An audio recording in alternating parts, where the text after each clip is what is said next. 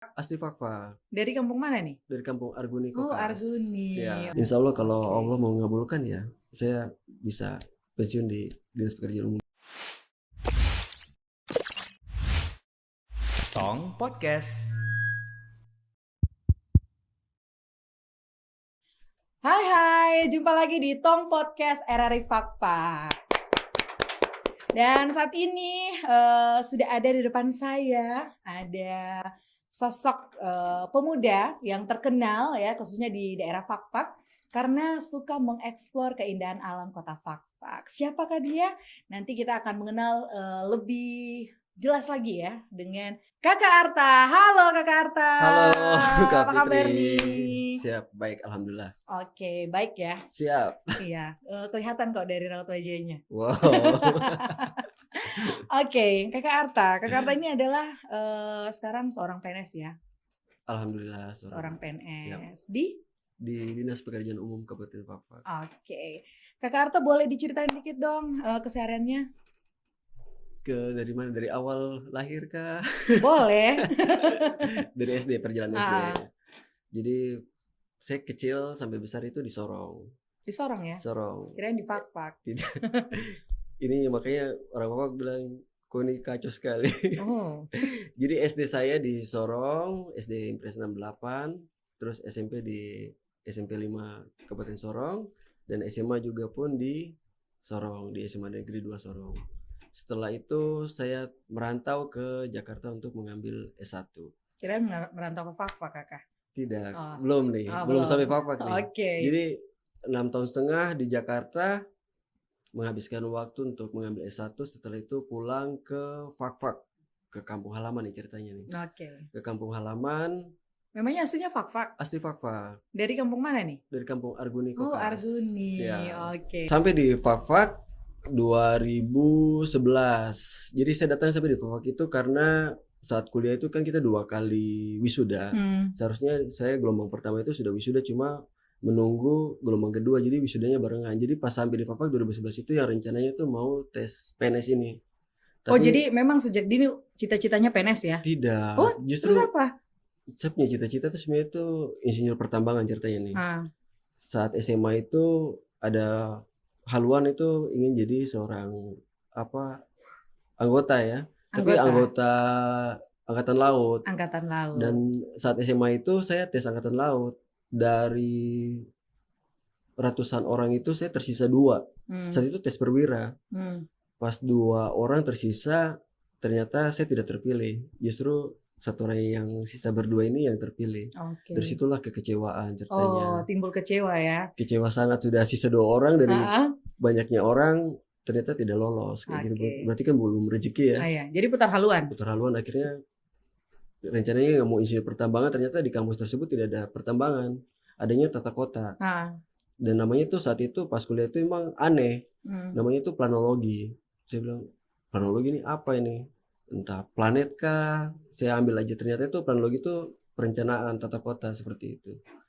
Dan setelah lulus tata kota nih, baliklah ke Fakfak ini. baliklah ke Fakfak. Tahun berapa itu kakak? 2011. 2011. 2011 dengan harapan itu mau kejar yang tes PNS tadi itu. Oke. Tes PNS ternyata sudah lewat waktunya. Karena saya menunggu yang tadi, karena kita wisuda 2 kali. Jadi tunggu gelombang kedua baru sama-sama wisuda. Oke. Akhirnya tidak dapat yang ASN itu. Dan akhirnya nganggur selama 3 tahun. Wow, di Fakfak tapi Di ya? Fakfak. Ngapain aja tuh kakak? 3 tahun itu selain jalan-jalan keliling-keliling hutan Fakfak, Ah, saya untuk menambah sesuap nasi nih ceritanya ini. Saya bantu mahasiswa-mahasiswa yang mau skripsi. Jadi ceritanya joki nih. Ya. Joki skripsi kayak Oke. gitu. Sampai 2013 akhir itu ada pembukaan PNS.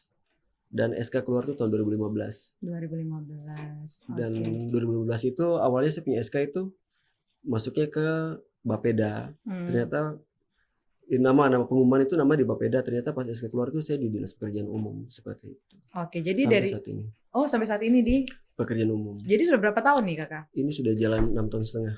6 tahun setengah. Siap. Oke, ada niat mungkin untuk mau pindah? Kalau saya dengar dari saya punya senior dan saya juga sangat salut sama beliau, dia menjelaskan kepada saya kalau bisa dari awal masuk sampai nanti Purna Bakti itu tetap di satu dinas itu. Di satu dinas. Insya Allah kalau Allah mau mengabulkan ya saya bisa pensiun di Dinas Pekerjaan Umum juga. Jadi tadi sudah berapa tahun? 6 tahun setengah. 6 tahun setengah. 6 tahun setengah itu bukan waktu yang singkat ya kakak ya? Siap. Oke, pastinya punya pengalaman-pengalaman yang sampai sekarang mungkin masih diingat. Boleh diceritain? Sangat diingat ketika kita diusir sama orang kampung. Kenapa tuh? Karena tidak mau menerima bantuan. Padahal sesungguhnya kita datang itu memberi bantuan. Tapi kita ditolak mentah-mentah kayak gitu. Terus? Dan saat diusir itu memang ya kita takut karena mereka pegang alat tajam juga kan. Tapi untung yang antar kita ke kampung tersebut itu ada saudara laki-laki dan dia sudah dikenal juga sama orang kampung tersebut. Jadi mereka pendekatan, menjelaskan. Selang 2 hari kemudian baru kita dipanggil lagi untuk bantuan tersebut diterima seperti itu. Awalnya sih memang sudah lewat lautan dengan ombak, sudah sampai di lokasi terus ditolak mentah-mentah kayak begitu kan. Kita pemerintah ditolak karena alasannya tipu-tipu kayak begitu. Oh, tipu-tipu. Tapi tidak batas semangat kan? Tidak. Karena ini memang amanah. Sebenarnya kita amanah kan. Dan kepikiran teman-teman itu ya sudah kalau memang kampung itu tidak mau terima sudah kita kasih ke kampung lain kayak gitu. Karena ini bantuannya itu bukan berupa sembako, ini kita bangun rumah loh kayak gitu. Jadi pas waktu ditolak itu langsung balik ke kota atau? Tidak, kita cari aparat kampung dulu.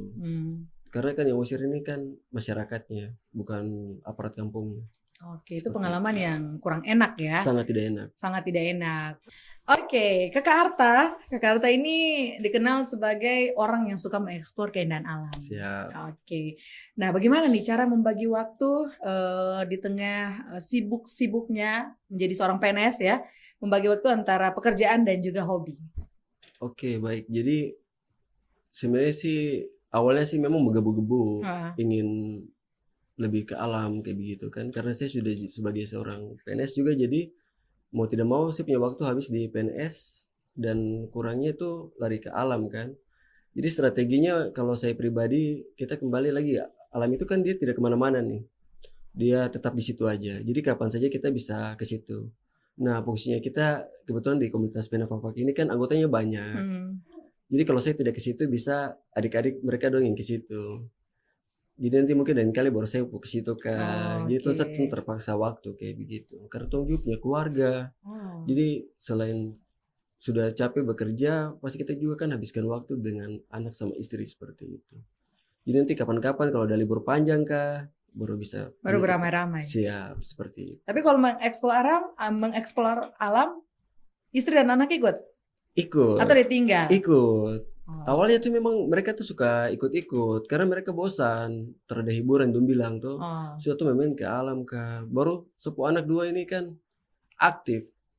Jadi kalau di rumah sih dong bosan, baru barang-barang bisa hancur kiri kanan.